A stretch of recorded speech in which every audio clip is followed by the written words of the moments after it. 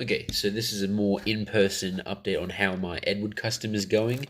This is a heavily inspired custom from Beastly Dragon, who made a really good he made his own really good Edward custom as well as his Henry, which I'm definitely wanting to tackle. I've made the front end for that, and also an improved front end for the motorized Gordon, if I can bloody find one in the shops.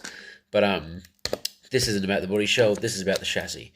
So his wheel arrangement was quite similar to this, except his one was more was actually spinning here. I glued mine, but I also cut the axle just before the motor gets in there, so that way it's a little bit more like, it acts more like a dummy wheel, but not really. It's a lot more defined because it is an actual wheel.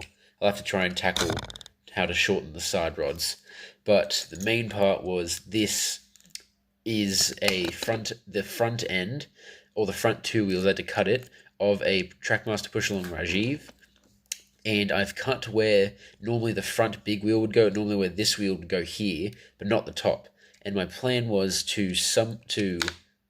well, the wheels are sort of like unreally necessary, but the wheels could sort of sit maybe lower here, so that way, because my model was going to have to depend on these wheels holding up the front end, similar to how James's wheel helps him go around corners. But I would definitely want this thing to corner. So what I'm thinking is, you may or may not be able to see it underneath my James already with his bogey, but I filled around that area with some card.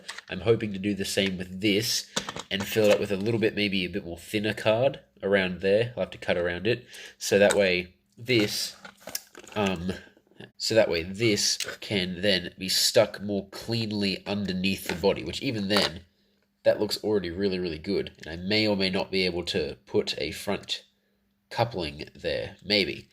But yeah, just so far, I've already got the lining done.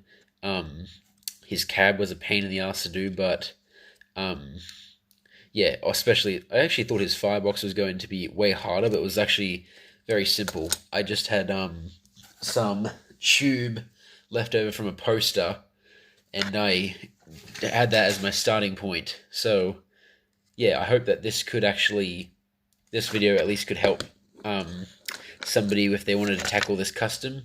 Beastly Dragon has definitely been an inspiration for me to make customs in the 2025 style. Here's a hint. But yeah, cheers for watching.